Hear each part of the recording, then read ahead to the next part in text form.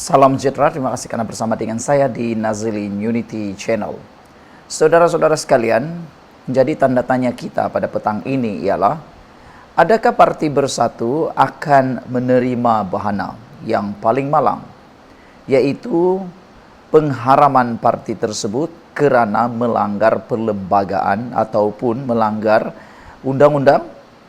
Ini apabila satu pendedahan menarik telah pun dibuat oleh salah seorang pemimpin daripada Parti Bersatu sendiri.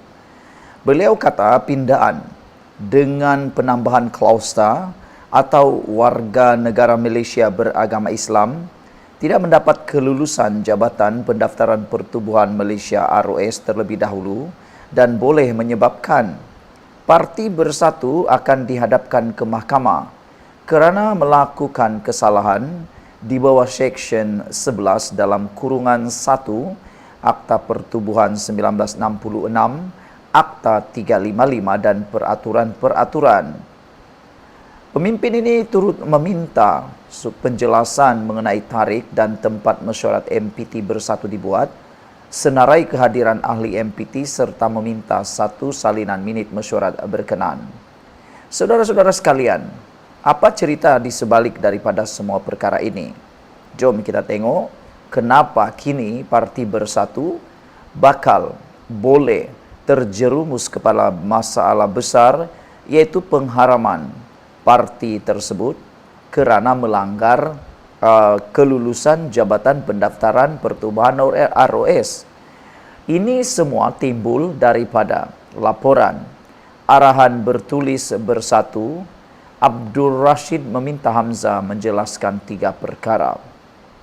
Untuk makluman anda semua, Abdul Rashid merupakan salah seorang ahli Dewan Undangan Negeri yang telah pun mengalihkan sokongan kepada Anwar Ibrahim.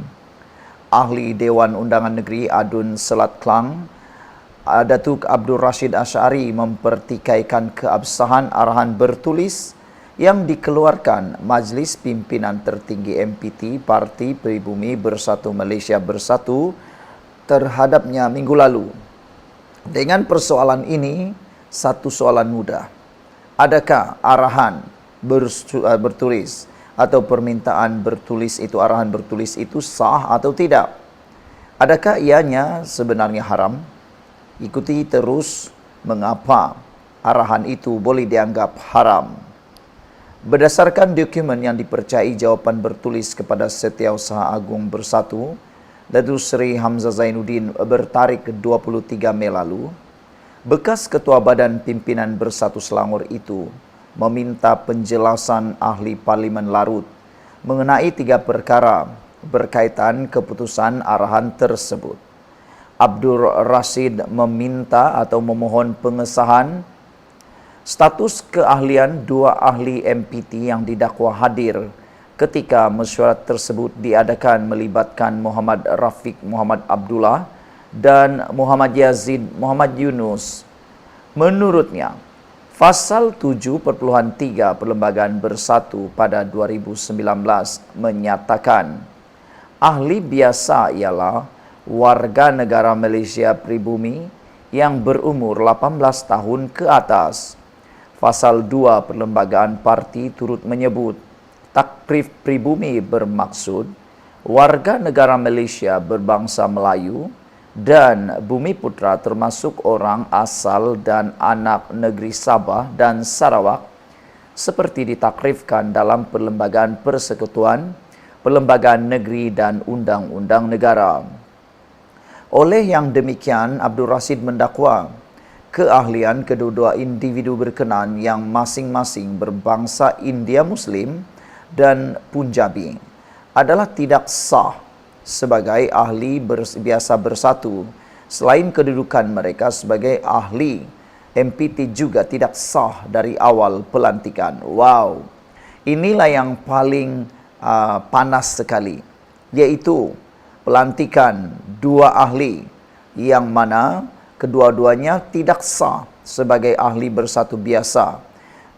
Selain kedudukan mereka sebagai ahli MPT, juga dianggap tidak sah dari awal pelantikan menurut ahli Dewan Undangan Negeri ini Kerana menurutnya pasal 2 Perlembagaan Parti menyebut tentang takrif pribumi yang bermaksud warga negara Malaysia, berbangsa Melayu dan Bumi Putra termasuk orang asal dan anak negeri Sabah dan Sarawak seperti ditakrifkan dalam Perlembagaan Persekutuan.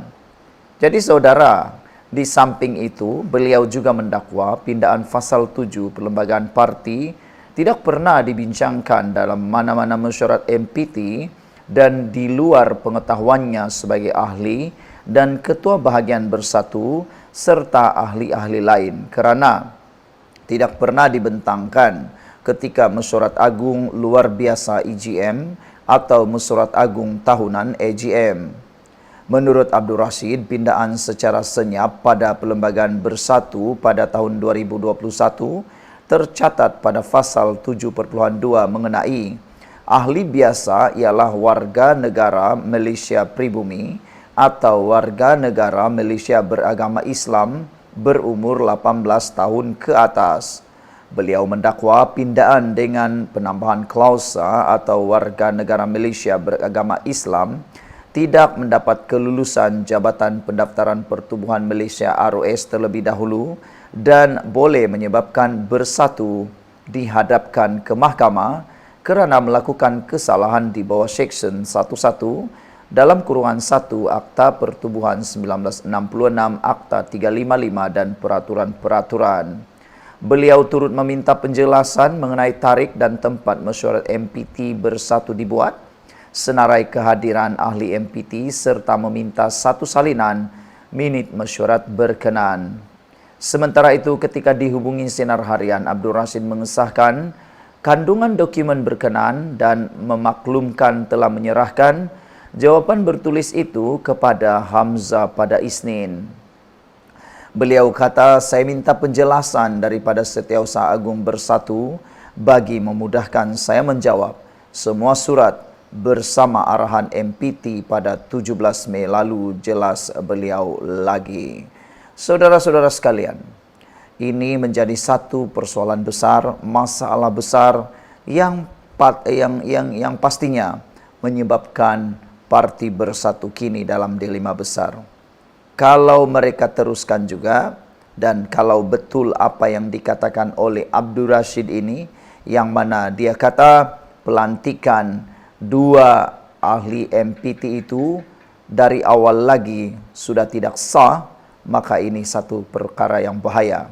Sudah ada duluan sebelum ini, sebuah parti pernah diharamkan kerana melanggar kelulusan ROS. Sekian dulu untuk kali ini. Jangan lupa tinggalkan komen Anda, tekan butang subscribe. Bye-bye.